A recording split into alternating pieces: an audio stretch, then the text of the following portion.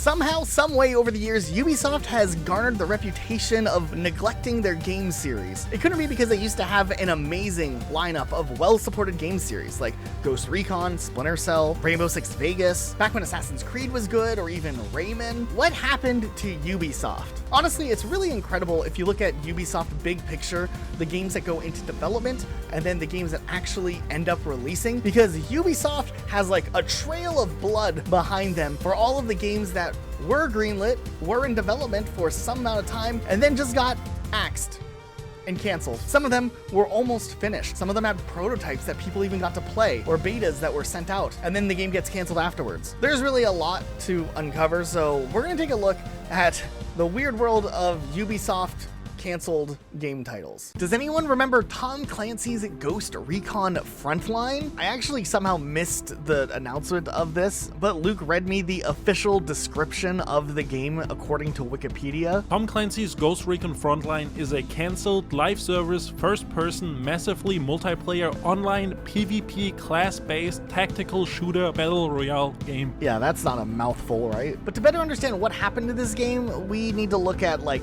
the history of Ghost Recon real quick. You know, in the early to mid 2000s, the Ghost Recon games were actually really cool. Like, they did a lot of really unique ideas, and these games were relatively popular if I remember correctly, right? I'm pretty sure most people have pretty fond memories about those older Ghost Recon games. But then we fast forward a bit, and after a decently long hiatus, there was nothing from the Ghost Recon series for a little while. But then Ghost Recon Wildlands would be announced. And that game, while it wasn't necessarily like the pinnacle of perfection, Ghost Recon Wildlands was still overall a pretty solid game. I mean, it had its regular classic Ubisoft issues, right? You know, maybe the AI wasn't the smartest, and maybe the story was a little weird, and some other little odds and ends here and there, but graphically speaking, for when this came out in 2017, that's a pretty good looking game. It was a co-op experience you could play with your friends. Like, there's at least some good things going for it, and there was enough content in the game to support it. This game released March 2017, which was already a stacked release month at the time. Like, it had to go up against Horizon Zero Dawn and The Legend of Zelda Breath of the Wild, and it ended up outselling both of them that month. And overall, Wildlands had years of production time for this version of the game to take shape, and perhaps taking this as a starting point for another game would have been a good idea, if enough development time was given so that developers could actually expand on some of the ideas presented in Wildlands. But nope, instead Ubisoft greenlit an immediate sequel in the form of Ghost Recon Breakpoint, which would have to be developed and turned around in 2 years. Like we said, Ghost Recon Wildlands was decent, but it wasn't a perfect game, and as that game was, it definitely wasn't like a perfect experience just to throw a reskin and a quick story together and do a follow-up game. I wonder if releasing Ghost Recon Breakpoint in 2019 really was the play for Ubisoft, rather than giving the game some more time to cook and really flesh it out and become a bigger game. Because at the end of the day, Ghost Recon Breakpoint just ultimately felt like a lower quality version of Ghost Recon Wildlands. There were a couple of interesting ideas, but the world itself wasn't built out as much. The gameplay was almost clunkier. It felt like a lot of the story elements were just kind of all over the place, and a lot of the approaches to like doing actual missions were weird. Like, you could approach from any angle, but it didn't matter, because at the end of the day, you just like go in and you shoot stuff and you're done. There wasn't any like thought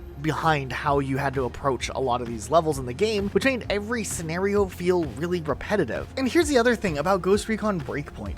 This game was already like, you know, not that good, but then Ubisoft decided to take it a step further with their good PR and announced that they were going to be adding Ubisoft Quartz support for Ghost Recon Breakpoint, which is essentially their blockchain NFT service for obtaining in-game items like weapons or cosmetics. So it's not a surprise that the next Ghost Recon announcement wouldn't maybe go over that well, because it's not like Ubisoft cared about how fans would perceive things like, I don't know, making a game that already released a blockchain game, especially when the game wasn't even that good to begin with. But hey, this is modern day Ubisoft we're talking about. Nothing can get past the brilliant leadership and PR decisions that runs that company. But nonetheless, Ubisoft would continue with Ghost Recon, at least for a little while, and decide to begin to work on this different thing, which was of course that first-person massively multiplayer online PvP class-based tactical shooter battle royale game. They announced this game in October of 2020, 2021. We even got to see like the box art of the game revealed. We got a trailer for what the game would have looked like, showed off gameplay, skins, it even had new locations and a map for the Battle Royale mode, which was shown off all in this trailer. That's a lot. That means that this was pretty far into some level of development, that they had like a working build of the game here that they were showcasing for a trailer. There was supposed to be an alpha test for this game, but that ended up getting canceled, and then Ubisoft did like a closed beta briefly where some people would be able to play the game. The game was heavily criticized for being a lot like Call of Duty Warzone, but not like a better version of Warzone. And just like that, the game ended up getting canceled in July 2022, not even 9 months after the game was first announced. I think a lot of this was because of the backlash from that trailer. A lot of people saw right through what Ubisoft had been doing with the fact that Ghost Recon Breakpoint was already a watered down enough experience, and how is Ubisoft going to be able to prove to people that their live service, first-person, massive multiplayer online PvP class-based tactical shooter battle royale spin-off game would be good if they couldn't even get the formula right for a mainline game?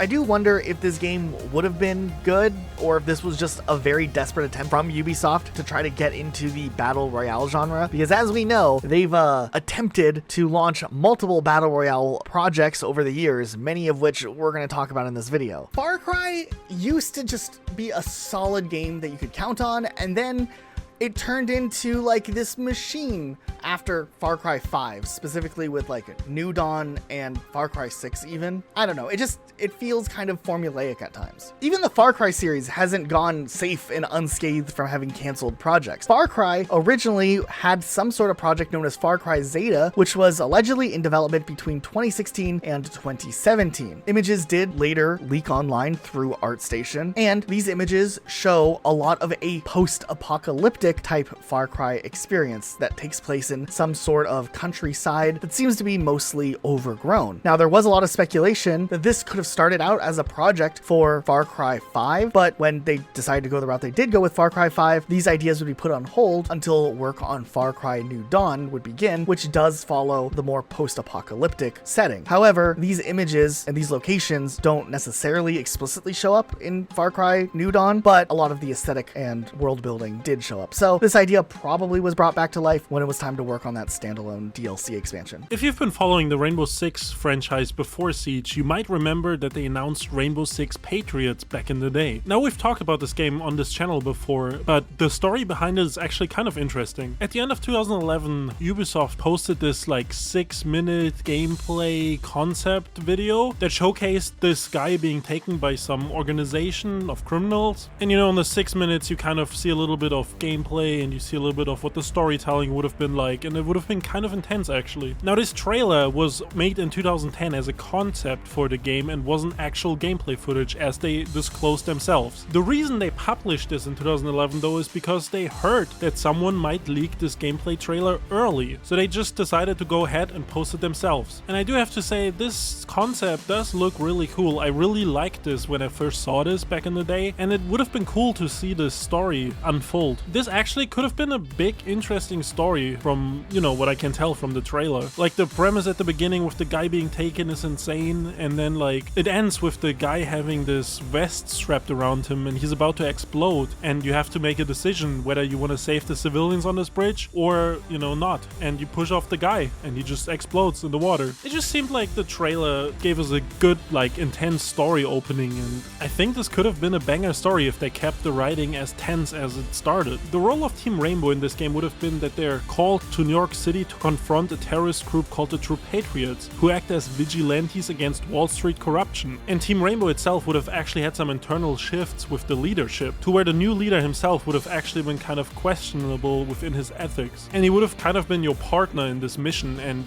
this thing where his ethics kind of, aren't always the most clean would have been part of the storytelling. And you would have committed these ethics violation, I guess, alongside him maybe. Now, since this is not actual gameplay, I can't really judge the gameplay, but I mean, there's like the cover stuff that you're used from Siege, and you kind of go between third person and first person, which was also normal for Rainbow Six games back in the day, and I know I just called it Siege, but I meant Rainbow Six. A few months after this trailer dropped, actually Ubisoft made some big changes to the team and the key members that were working on this game. They actually removed the creative director, the narrative director, the lead designer, and the animation director. And after that, we didn't hear much else about this project. until 2013 when GameStop actually removed this game from their upcoming games list and cancelled all the pre-orders that people had already put in. So people were kind of speculating that this game was cancelled at this point, but in 2013 at E3, Ubisoft confirmed that the game was still being developed, but shifted development to the next gen of consoles with the Xbox One and the PlayStation 4. But it took another year until the next E3 where Ubisoft officially announced that Patriots and the concept were scrapped, in favor of Rainbow Six Siege being announced as its replacement. Now, I like Siege and it's a good game, but it definitely is missing a story mode, and Patriots at least looked like it would have had an interesting story. So I'm kinda sad about this concept being scrapped and we're never really finding out what Patriots would have been like or where the story would have taken us. I think one of the biggest games that was set to release was actually the Division Heartland. They had hyped this game up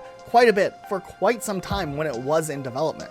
You know, the Division series of games has always kind of had a hard time with Ubisoft. The first game was a really interesting concept, and it seemed like a really original approach for the game, but the game at launch wasn't necessarily the best. But Ubisoft did gain some favor back with its fans by releasing some substantial content updates through the life of that game, bringing it to a really good state, before announcing the Division 2, which, I'll be honest, I tried the Division 2, I really wanted to like the Division 2, but for whatever reason, I just couldn't be captivated by the experience or the world. It seemed like a game that you might want to play with your friends, but then you also can't convince any of your friends to spend $60 and buy the game. It was just a weird game, you know, like it had something going for it, but it also was like kind of boring. Now, I thought this would fall into one of the classic gaming experiences where a game comes out and then support ends for it a little over a year after its launch, but believe it or not, the Division 2 continued to get support for a very, very long time. And I think Ubisoft has justified supporting the game and continuing to spend money on development for updates for the game to keep good favor with the player base, so players wouldn't immediately be left with a bad taste in their mouth come the time that the Division Heartland came out, which was going to be the first ever Division free-to-play experience that would incorporate elements of like big team battle operations for the player versus player mode, but would also be a game with some survival elements for those more player versus enemy experiences. It wasn't going to be very loot heavy, much like Destiny or Warframe, and I don't know, I was casually optimistic about this version of the game because it kind of addressed a lot of those issues, like by playing by yourself it not being really fun, and this being free to play, at least you can convince someone to try the game once or twice. Now, mind you, this game was announced all the way back in 2021, and the game had multiple tests after its announcement where people were able to play the game, give it a try. We saw quite a bit about the game. They showed off box art for the game, and then finally, in May 15, this game ended up getting canceled completely altogether. Another game that was probably near completion, or mostly in a playable state, that ended up getting canceled before it could see its launch. Now, I understand if Ubisoft cancels a game like this that they don't want to support, but man, this is just like one of the many examples of Ubisoft just taking L after L, canceling projects that they funded, that they believed in the ideas of, that they hired the leadership to, that they put the team together for, to work on a game for years, just to see the game completely scratched off, which definitely cannot be very uplifting for morale as a game developer working at Ubisoft. You know, back in the early 2000s, the Splinter Cell series was actually really incredible. It was a new take on the whole stealth genre of gaming, and the gameplay felt solid, and usually every new game was decent, all the way up until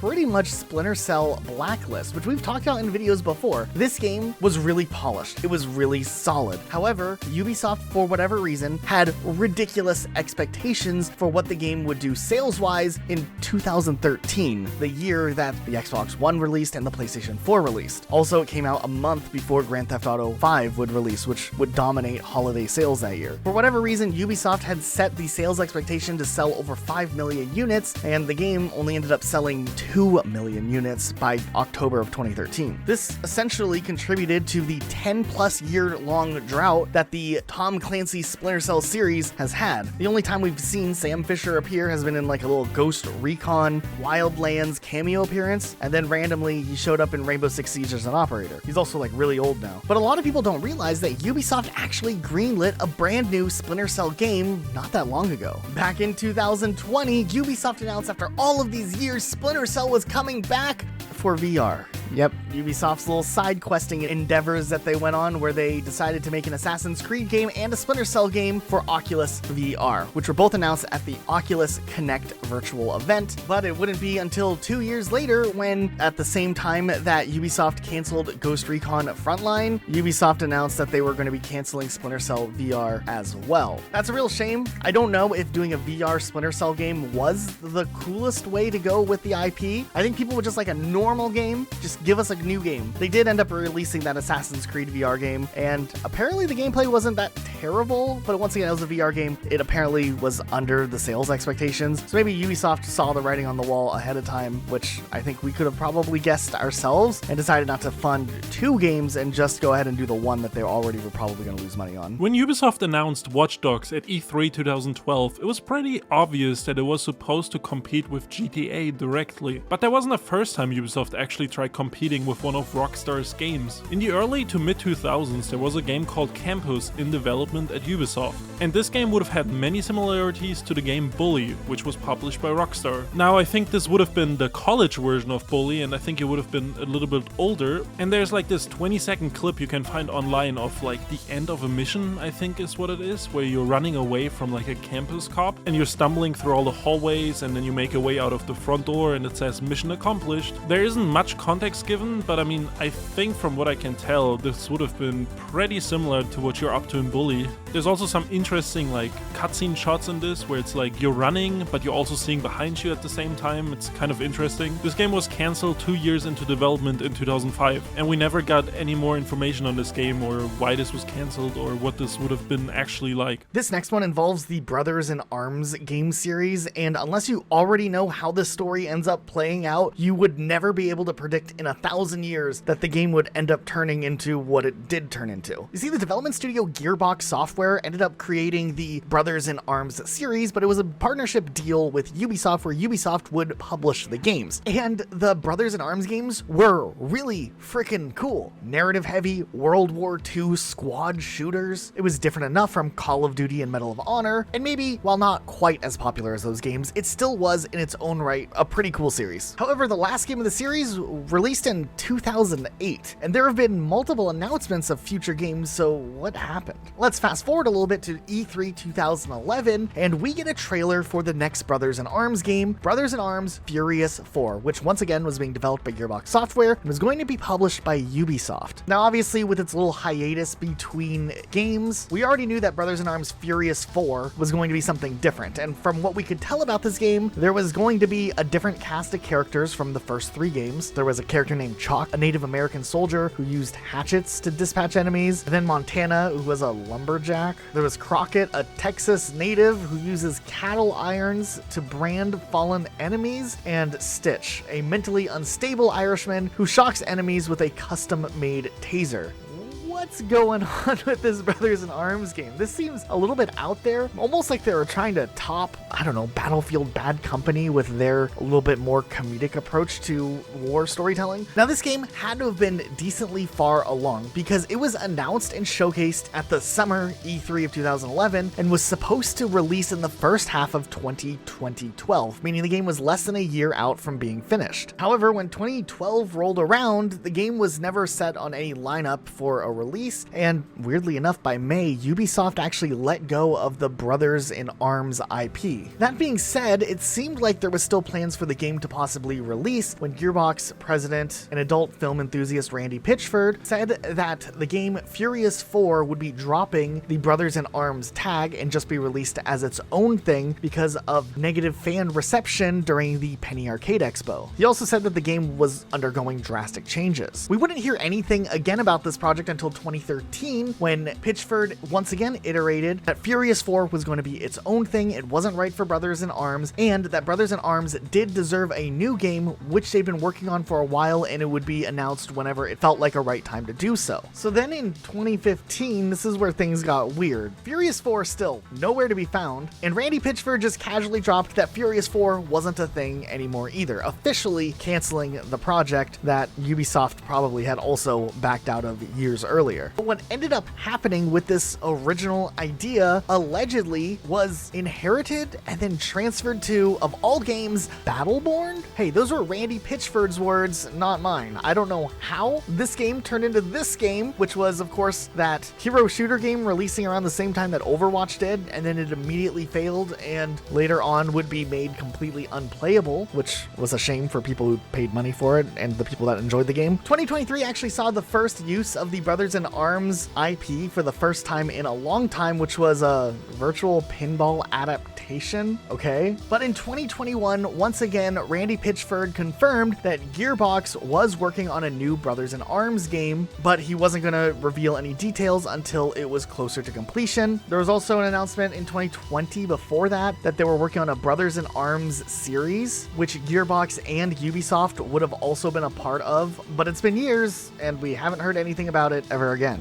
Will we ever see another Brothers in Arms game? I don't know. We'll just have to wait and find out, I guess. Or I guess not if they never release anything. Now, don't get us wrong here. We know that making games isn't like an easy process, especially launching a brand new idea. That's probably why we see companies like Ubisoft reuse the same IPs over and over and over again. But every once in a while, something interesting can happen. A game like Immortals Fenyx Rising will release by Ubisoft in 2020, and it's a whole brand new take on a game genre that Ubisoft hadn't touched in a while. You know, it was an action-adventure game that was third person. Once again, it wasn't necessarily like a groundbreaking Elden Ring type game, but it was another Ubisoft 7-ish out of 10, which, you know, sometimes are fun experiences, and especially for a first game in a series, it can lay the groundwork for potentially having substantially better follow-up games. Now, despite the 7 out of 10 response from Immortals Fenyx Rising, the game still sold well enough that Ubisoft greenlit a sequel. And while Ubisoft never officially made a statement that they were working on the next Immortals Fenyx Rising 2 game, there was enough buzz around the industry that Ubisoft Quebec was working on this. Until all of a sudden they weren't, and reports started circulating around that Immortals Fenyx Rising 2 reportedly ended up getting canceled by Ubisoft sometime around summer 2023. Which, if we assume it was the same team who worked on the original game that released in 2020, the game potentially could have been in development for as many as 3 years before getting shut down. And there were other rumors suggesting that the game was going to be taking a note from The Legend of Zelda Breath of the Wild and another note from Elden Ring to try to create like this larger explorative world for the game, which is tragic. And when the rumors of Ubisoft shutting this game down started to circulate enough, Ubisoft made an official statement confirming that they essentially shut the game down without necessarily acknowledging that the game ever existed. Essentially, Ubisoft announced that they wanted to do a larger focus on their most prominent game series like Assassin's Creed, and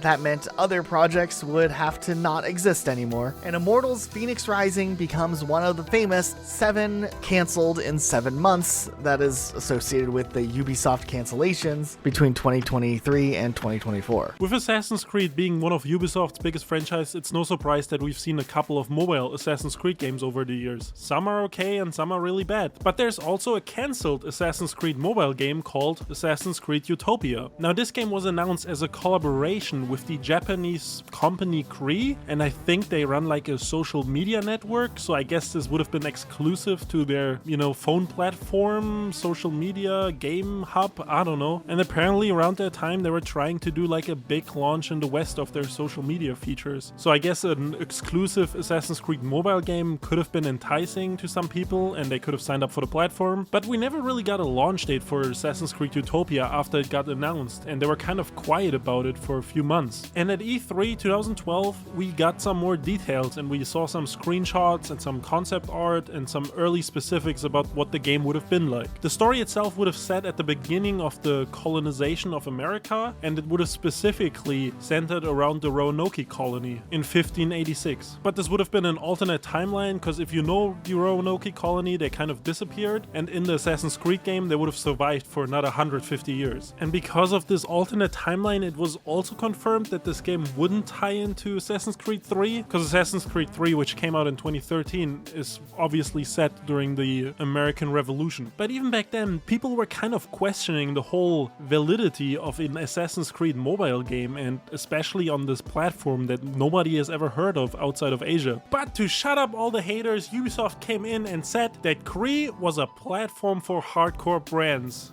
whatever they meant by that. At the time, Ubisoft was so confident in this collaboration with Cree that they actually broke off the partnership with Gameloft early, who are the ones that made the previous Assassin's Creed mobile games. So development on the game continued, and in mid-2012 Ubisoft actually showed off more gameplay of the game and announced a winter release of the same year. But winter season came and the game still wasn't released by February 2013. And more months went by and we didn't hear anything until November 2013, when Ubisoft Netherlands confirmed that the project was officially cancelled. What is kind of funny about this is that Ubisoft Netherlands only gave this interview in Dutch, obviously, and it didn't reach English audiences until in 2017 one of the artists that was working on the game confirmed that the game quote-unquote had been frozen. Looking closer at the pictures that were published about this game, the concept art looks pretty cool and pretty sick, actually. But then if you look at the in-game screenshots, it kind of just looks like a standard mobile game, and it actually looks kind of goofy. This apparently would have been a turn-based game, much like Final Fantasy or something like that, though I kind of have a feeling this would have just been like a run-of-the-mill mobile RPG. Now, it's been 7 years since the last minor update we had on Utopia, and we still don't really know why this was cancelled. It could have been issues with Cree's social media platform and Ubisoft not thinking it would actually pull numbers there, or maybe the Cree platform in the West wasn't as strong as they initially expected. But at the end of the day, I don't think this would have been a great game, and probably for the best that it was scrapped. I don't think we're missing out because we never got to play this game. Now, you might not have heard about this game, but the story behind this one is wild with the whole legal battle that happened. A few years back, there was actually a pretty massive legal battle that came out of Ubisoft against an individual creator, Patrice Desolates. This was all centered around the game 1666 Amsterdam, which had been in development for quite some time. The thing is though, this game originally wasn't in development under Ubisoft. The game was under development with THQ Montreal, who, when THQ was shutting down, was then purchased by Ubisoft themselves, along with the rights to the game and everything that THQ Montreal had been working on. But after acquiring THQ Montreal, Ubisoft decided to shut down the project that was 1666 Amsterdam, and Desolates ended up getting fired or let go from Ubisoft. Now, when the project originally was greenlit, Desolates had a contractual right to purchase the rights to the game back from THQ, had development and plans for the release of the game ended up falling through. However, Ubisoft made the claim that the contracts that were signed between Desolates and THQ were non-binding because Ubisoft wasn't in control of the company back then, therefore it was invalidated. This caused Desolates to file a lawsuit in June of 2013 where he was seeking $500,000 and the rights to 1666 Amsterdam back into his possession, and ultimately it seemed like things ended up getting settled outside of court where Ubisoft agreed to hand over the rights to 1666 Amsterdam to Patrice Desolates. Mind you, Desolates had a long working history with Ubisoft before this. He was a former Assassin's Creed creative director, so it was pretty surprising to see things escalate as far as they ended up going into. Despite the fact that 1666 had been in development for a couple of years, 2 years to be exact, it seems like plans for the game's future would have to mostly start over, and at the time of the settlement, Desolates was working on Ancestors, the Humankind Odyssey, so if we ever see 1666 come back,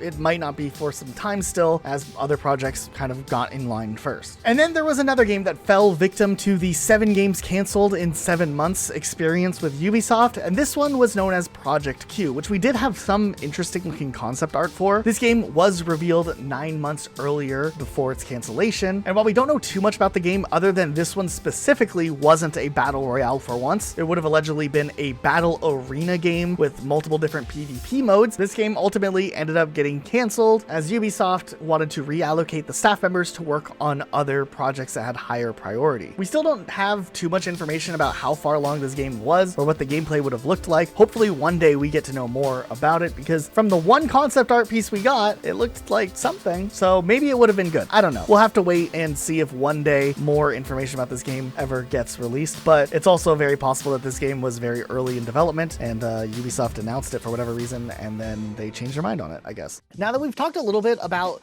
the weird 7 games canceled in 7 months that Ubisoft is notorious for, there are other projects that allegedly were canceled during this time, and other projects even beyond that. Like, there was apparently, this is rumored, not necessarily confirmed, a Watch Dogs type battle royale project, allegedly known as watchdogs.exe, that would have also potentially have come out, that was later on just killed by Ubisoft. And I mean, it does make sense that they would have had another BR cooking because they already had 2 or 3 failed BR projects, right?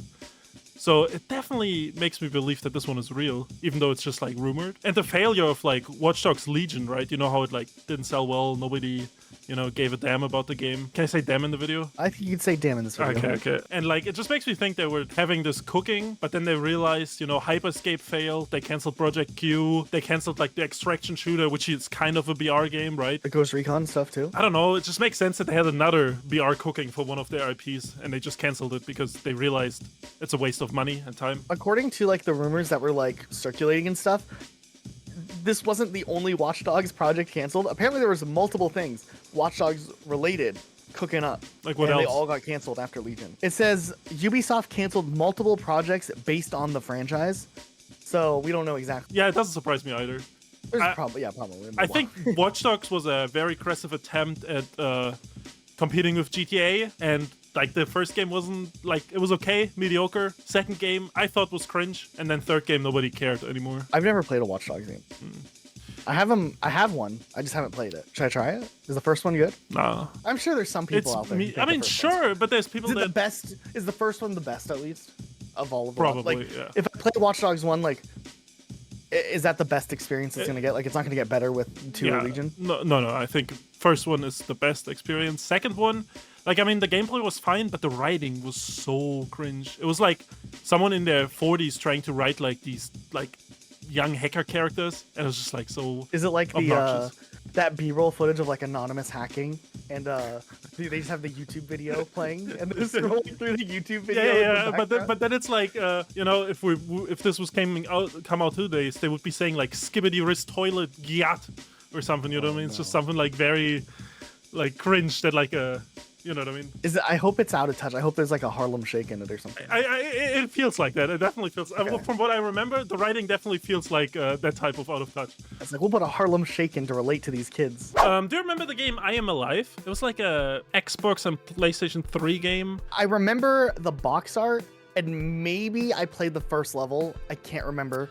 Did they remaster it? They might have, but there definitely was a demo you could play because it was like a online store game, right? Like an arcade game you could buy. Okay, I think it's coming back to me, yeah. Yeah, and there was like this post-apocalyptic, I don't even know, like climbing game. I don't really know. Like it's like third person, I think. But there was an original version of this game just called Alive that was made by a different studio. There was a company, Darkworks, and they created a bunch of concepts for this game, and it was supposed to be like a horror game, more leaning into horrors. And they even published a trailer in 2009 that is completely different from what the game turned out to be. The trailer looked cool? I don't know. I feel like we've seen so many Ubisoft concept trailers that don't look like anything like the game. So, I don't know. It looked okay. It was just a CGI trailer of like a dude walking, basically. The classic. Yeah, so did they cancel it, or like what happened to it? Is it still coming out? They were concerned about the development of Alive, so they started putting Ubisoft people in there. And then at some point, they must have realized that that doesn't work. So they took the project away from the team and just canceled the original vision and had like a Ubisoft studio restart development with some of the ideas, and that became I Am Alive. But the original vision is mostly gone. Imagine like you work on a project for years, or like you have the concept, it gets greenlit, you're working on it, and then slowly like corporate's like, oh, we added these extra people to help you guys, and then slowly corporate's like, actually they're just gonna make a game based on your ideas, but without you. Yeah, it actually seems kind of crazy. It actually seems kind of toxic because, like, I don't know, I feel like there was like a lot of issues probably with the people that Ubisoft put in and the Darkworks employees, you know what I mean, over creative differences and stuff. And that's probably why eventually it was taken away from them. I have a question for you. Yeah. How much money would our audience need to donate for you to get a Ubisoft tattoo? Do I get to pick where it is? As long as you can show it in a video. You're really thinking about this. I don't know, dude. I want to say a ridiculous high amount, but I also want to say a ridiculous high amount, so... You want to say a ridiculous high amount? I want to, yeah, 10K. Just 10K? I'll just put it at the bottom of my foot. I feel like that would hurt, though. Yeah, but it's hidden, and then it's like every time I walk, I'm stepping on Ubisoft. That's actually kind of poetic, you know? Okay. They're like a stain of poop on my foot, you know what I mean? Right. Okay. I mean, we won't set up the GoFundMe just yet, but it's a thought. It's a thought. So I was a little unsure whether or not we should talk about Prince of Persia in this video, but I think it's fair game here. Prince of Persia did have a couple of projects canceled for it over the years. There was originally a concept for Prince of Persia that ended up essentially getting turned into Assassin's Creed, which everyone knows that with Assassin's Creed history, that started out as a Prince of Persia project that evolved into its own thing. That's fair. I guess it's not really a canceled game, but there were plans to continue on Prince of Persia kind of separately from Assassin's Creed. After 2008, they kind of did a reboot of the series a little bit, and that was supposed to just kind of lead things on for the future of Prince of Persia in a more modern era, but we never actually saw another Prince of Persia game. Apparently in 2012, leaked images surfaced online of a project known as Osiris. But what's really interesting is after these leaks came out, people who worked at Ubisoft came forward and said those pieces of art are not from Prince of Persia. And Ubisoft even made a statement saying that Prince of Persia as a whole was being put on pause for now. So maybe the game was already canceled by the time these images surfaced, or maybe the images were unrelated. But years later, in 2020, new leaks came forward that there actually was a Prince of Persia game from around this time being developed called Prince of Persia Redemption. And that would have been a reboot, right? Of the series? Yeah, apparently at some point the game was supposed to be turned into like another reboot for the series, but then obviously the game never came out. While this does technically count as a canceled game, I don't think the game ever got much further than prototype and concept stages. Maybe there were some pitches made to show what the game could look like before Ubisoft gave it the full green light to go. But yeah, nothing ever came from it. Prince of Persia has been kind of a rough spot in recent years. There was eventually plans to do a remake of Sands of Time, which was highly anticipated, but ended up getting canceled, and that was a whole mess. But Ubisoft vowed to make a remake the right way, which is scheduled to release in 2026, I think. Also, another interesting fact I learned about the Prince of Persia games. Apparently, there's some legal stuff where the original creator of Prince of Persia still owns like the rights to it. So Ubisoft doesn't get as much money from making Prince of Persia games. That's interesting. So they're not as profitable for them. Do you think that they haven't done Prince of Persia games in years, that now they can come back and reapproach the guy who owns the rights to Prince of Persia and like renegotiate the contract, being like, well, it's kind of risky for us to do a Prince of Persia game because it's been so many years. And then he's like, you know, I like that check, so I'll take less of a cut and you guys can keep going with it. And that's why only now we're starting to see more interest from Ubisoft with Prince of Persia. Nah, I think the guy just gets his cut and like, I don't know. They're just like, whatever. I mean, I think Prince of Persia isn't that interesting, and I think, I don't know, the game won't sell that well. Well, we did get a new Prince of Persia game in 2024. Not a lot of people know about it, but The Lost Crown, it was like a 2.5D side-scrolling game. And there's like a roguelike Prince of Persia game that's in early access right now, eventually coming out. And then in a couple of years, we're supposed to get the Sands of Time remake, which it's always weird for a remake to get announced like more than 2 years before its release date. I feel like remakes should just be shadow drops all the time. Like, there's no point to announce a remake. What the hell? I mean, you could announce it if it's like coming out within the year, maybe. I mean, yeah, but like I feel like it takes Spyro away. Reignited trilogy, that was cool. But like, what do you do? Like, you like hyping up this remake, and then it's like people have to wait a year to play a game that's already out. I think that's weird. I mean, I said like within a year. Like no, if but just shadow drop it. I feel like it's coming in 3 months. Like that's fine, I think. But I don't know. You see a hype trailer for a game you played as a kid, and then it's like, oh, I have to wait like this long to replay it. Why don't I just go replay the original version? That is true. That is true. So like, I don't know. But some games you want to wait for the remake to come out before you. Yeah, but like even then, they can just shadow drop it, and then it's even more of a surprise. Right. Well, we know that that's not the case because we talked about this already. But like Splinter Cell, right? We know that that's getting a remake at some point down the road, but it's not getting a shadow drop. They should release the trailer close to the release date of the game. They can say that it's in the works.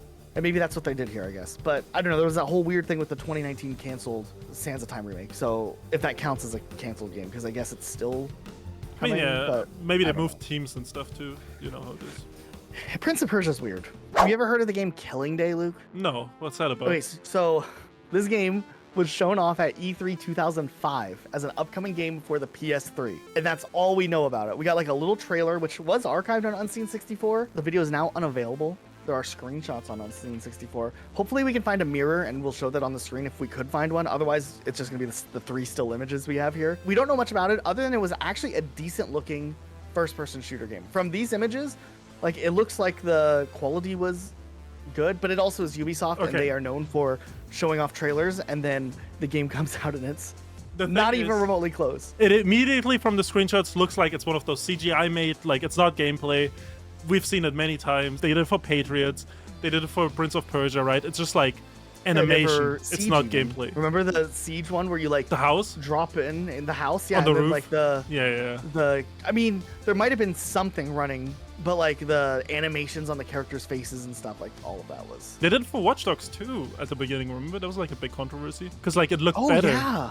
So like, And they've done it for Far Cry. right, that's just and Ubisoft's thing. Their classic downgrade. Yeah. And talking about games that got like this like short concept trailer of gameplay, right? Another game was called Gorilla Nation. There was gonna be a PS3 and Xbox 360 title. That also got like a very short trailer, and it would have been set in like a futuristic London, and there would have been mechs and stuff. And we have like some mech footage, like some mech gameplay, right? Where you're like in the streets of London, you're just shooting this big mech. And then we have some, I don't know, environmental like trailer that shows like how the buildings would look like, the London buildings and stuff. Yeah, I'm looking at this gameplay of someone like running through the streets. Yeah, And yeah. then they but jump it's, on a mech. It's insane, actually. yeah, it's pretty fake though. Like this is not what the gameplay would have been like, right? This is all animation. I don't know if Ubisoft could have actually pulled that off. So it's just interesting how they keep doing that. It's kind of like misleading, but I What mean, at year the end was of the this game, day. by the way? So the game was in development around 2010, and we don't know when it would have been scheduled for release, but it was cancelled shortly after this trailer was shown. Okay, so I'm watching the trailer, right? And if it was in development in 2010, surely they had the technology to capture the feed or record this footage higher than the 144p that I'm watching it on YouTube. I mean, that might just be the re-upload. You know, maybe there was a Yeah, high-quality okay. version. Some of these old videos are just lost. You know, there's only these 144p. Yeah, but it's 2010. Why are they doing like at least do like 360p or something? 480? Right, but maybe they never uploaded it to official channels. Like there's one person who backed it up in 360 or in 240p or 140p. Right, but he could maybe pulled that from like an API or something. You know, I mean, who knows? That's crazy. Or this is Ubisoft's vision. Maybe the game would have been 144p. It's like a stylistic Yeah, choice. that's the stylus. Can't Yeah, tell I what's mean, going on. to be honest, that's how you save money on like animations and stuff. Like, just make it pixelated, then you don't have to spend as much money on CGI. When you like fly out of bounds and you can see like the on like games and you can like see the outer bounds areas like very low resolution because nobody's gonna see it close up. They just Yeah. do that for the whole game. That's I why like it. low-budget CGI movies are always like dark, because it's easier to hide like blemishes when it's dark. You know what I yeah. mean? Like Cocaine Yeah, Bear yeah. is one that comes to mind. I didn't see Cocaine Bear. Was it the CGI bad? I thought so, but like they tried making up with it with having the movie be really dark all the time. It's fine. It's a movie about Cocaine Bear. You know what I mean? It's not that. Yeah, who's gonna be upset? Yeah. The CGI wasn't up to Marvel Cinematic Universe Yeah. standards. It's like Okay, wait, was it better than the CGI from Thor: Love and Thunder? I haven't seen Hold it. on. What Goofy. the hell is this? Bro, I wouldn't even call it CGI. It's like they use the opacity tool on Premiere and just lowered the opacity a little bit. They did the feather effect on the sides. Yeah, I mean, Yeah, have you ever seen Sopranos CGI? no, I didn't even know there was CGI in Sopranos. So the mom of Tony Soprano, the actress, dies during the filming of the show. So they like no. CGI like old footage of her on her head. I mean, it is noticeable, but it could have been worse. Okay, what about this one? What is that even CGI? It's just like a JPEG PNG, yeah. of. Why is there so much garbage there? Why did they make it so high? Like they could have still done it without it being like unbelievably high compared to the angle that he's standing at. We're getting a little off topic, but also watch this transition. The Sopranos is a funny show, dude. Oh. What? I thought the video was like lagging. No, it's how the show is. I don't know. The classic digital slow-mo instead of like using a Yeah, camera. yeah, It's like the frame rate just drops instead of yeah. It's like the smooth transition and then just like the weird the filter. weird, like, Okay, then there's a little bit of information about another canceled game that was in development just up until a couple of years ago, but we never actually knew about it. But apparently there was some sort of King Arthur game that was in development after the development of Assassin's Creed Odyssey, or I guess maybe simultaneously. So that was recent, very recent then. Well, 2018, right? Okay, relatively recent. Because a lot of the games were like from the mid to late 2000s that we talked about. Right. So this game was called Project Avalon. It would have had King Arthur in it to some degree, and it would have been directed by Mike Laidlaw, who's known for the Dragon Age series. I mean, that's some pretty heavy talent to have working on a project. Allegedly, some of the gameplay would have been similar to that of Monster Hunter, which is a pretty popular game series. So it would have been interesting. A King Arthur game that mixes elements of that of Monster Hunter. Kind of an insane concept, but it could work. I mean, honestly, that actually sounds kind of banger. I don't think we have ever had a good King Arthur game, right? Like, Was he a real person? no, I don't. Or He's I like a mean, fictional character, but right? like maybe it was like the base of him was like real, but like the whole sword and the stone thing is obviously Right. like not real. But like the round table, is that real? I mean, I don't know. Maybe it was some dude that had like Camelot real? I don't know. I always thought it was just like some dude that was chilling in the medieval times, and he like was chilling with his boys, and then they wrote like some fantasy tale about him. You see, this is what always confuses me about the Magic Treehouse stories. Mm-hmm. I know we're bringing this story up this again. Magic Treehouse, though, they do like 20 books that are all based in like historical accurate times, right? Like they go to the medieval era, they go to dinosaurs, the pyramids. I think they go to outer space, like on the moon in like 1960s or something. Mm-hmm. They go to the Revolutionary War, and then they go to Camelot. So like, as a kid, how am I supposed to know like if Camelot is fact or fiction? So I don't know what those Jack and Annie kids are up to. I'm just saying, like, it threw me off a little bit. But my historical perception is a little skewed, and it took me like a couple of books until I realized like they were going the fiction route with like a fantasy series, like the spin-off fantasy series. I think it was like when they fought the giant serpent. Then I was like, okay, like this is probably fiction. I wasn't 100% sure, but you know. Wait, that's not real? What do you mean it's not real? Wait, I thought those snakes were real. The giant serpents? Yeah. I think they also fight like Santa Claus with an eye patch at some point. What the hell is this, dude? Why is this pirate Santa Claus? What do you do? He's not pirate Santa Claus, he's the ice wizard Santa Claus. I don't know how he lost his eye. I've never seen these illustrations, because in Germany they had different illustrations. I'd never read this one. I read up until Carnival at Candlelight. When I saw the line, I was like, this isn't based in history anymore. That was the big reveal. There's another interesting one I found when doing research for this, and it's a little Watch Dogs related, but it doesn't really have anything to do with Watch Dogs. Yeah. In Watch Dogs 2, there's a mission where you steal footage from a game company and you leak it on the internet, right? That's the Right. quest. And that trailer you leak is actually a concept for a real game that was at development at Ubisoft called Pioneer, which was like a peaceful space exploration game that they were working on. But by the time Watch Dogs 2 released, it was apparently already canceled. So we only have like this short like video of like, I mean, it's like, basically like moving concept art. It's like a minute long. It was never announced, right? The only way we know about it is from this Watch Dogs 2 Easter egg, I guess, or whatever you want to call it. That's so sad. I wish there was more space games that were like... Yeah, but Not that I would expect Ubisoft to make a good space game. Right. But in general, I wish there were more good space games out there. Talking about space, though, remember Starlink when they tried pushing Starlink very heavily? Don't remind me. I'm upset about it. I spent $60 on that game on the Switch. Bro, what did the Star Fox tie in? Because like he was so deprived for Star Fox content from Nintendo that Ubisoft got to trick him into buying this stuff for I $60. thought maybe like a Star Fox game that was made by a different company could be good. Star And the Fox reviews were okay for the game, right? Like people were like, it's okay. Because But it's made man. for like 10-year-old kids. They don't have any like standards. But I think they were going to try to make Starlink Battle for Atlas a lot bigger than it ended up getting to be. And there were like the toys and stuff, right? Yeah. Those got canceled. Yeah, it was supposed to compete with halfway through. Skylanders, Lego Dimensions, Disney Infinity, all that stuff, right? After they were already like Right. wrapping up. 5 years too late. Yeah. Yeah. Starlink was interesting. I think they had plans to make it a big series. I think you're right about that. It obviously didn't sell well, so that got thrown out. Okay, I but don't- to I be guess we fair, don't know if there was a Starlink 2 I feel ever like- in development. having to point out that they're trying to make it a big series is like obvious, right? Because like, why would they release it if they didn't try to make it a big I series? mean, are we out of the era of just one and done games? Like just one game beginning to end being good and that's it? Yeah, there's no good Kinda. games anymore.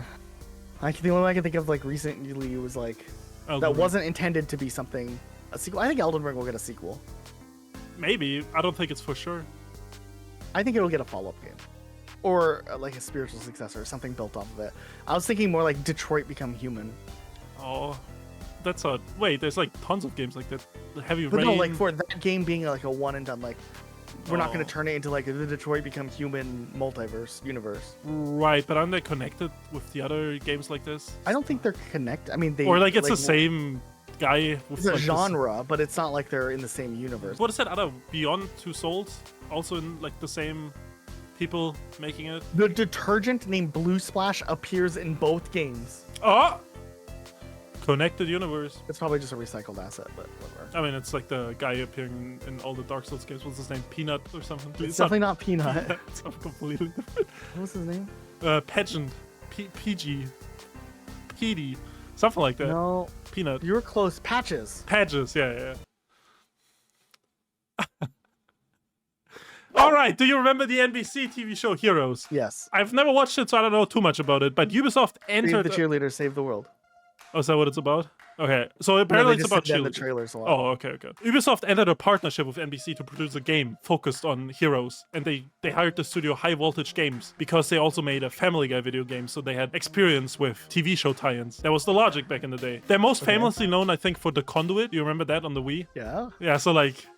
The bar is not very high for what's going on here. So what ended up happening to this game? Well, there's people speculating it was supposed to launch around season 3, but by season 3, the show already had like declining viewership. They probably were like, oh, this game is just gonna fail. And then they canceled it. It would have had an original character that wasn't in the show. That would have been video game exclusive. One of those games. Yeah, It's so... the Lost video game they made. Yeah. It's funny that you bring up the Lost game because that's also a Ubisoft game, right? So this was probably the same... Is it? Yeah, this was probably the same, like, idea. That's crazy. Yes, Why did Ubisoft they make a Montreal. Lost video game? I don't know, but I guess they thought they could make money. Maybe that's another reason they canceled, because they saw what happened with the Lost video game. They got like 50 out of 100. Lowest reviewed game on IGN ever. Then this next one, I'm not really sure if it counts, but I wanted to include it. But the original Crew game, Ubisoft announced they're shutting down the servers. It happens to old games. It's stupid with live service games that you can pay money for. When they get shut down, you can't play them. But to take it a step further, there was a fan effort to restore the servers like separately so that players can at least access the game and play it. Ubisoft allegedly, reportedly, started going retroactively, removing the game from existence. So if you purchased the game, you had it in your library, Ubisoft could go back and remove the game from your library in certain stores, probably Ubisoft store or something like that, which is wild to me that that's even a consideration, even if it didn't happen at a wide scale, you know, like level. The fact that it was reported on and this is potentially a thing that could have happened, super weird. And I just wanted to talk about that because I think that that's insane behavior on Ubisoft's part. I wouldn't put it past Ubisoft to do stuff like this. Oh, no, definitely not. And I mean, I think it's probably within their legal right. It's probably in the terms of service when you buy the game. Right. You don't it's own in their the game. legal right. That is correct. Ethically, morally, Right. pretty messed up. Yeah, it is. But that's always what the game preservationists bring up, right? Like, you don't own the game if it's only digital. Unless you go through some back channel and you bought on like PC, right? So that you can connect to a separate server to play. Like if a fan community can like get a server running. If you bought like a physical version of the game on Xbox, even physical media is not preserved. It's not really Online the game only on the disc anymore either.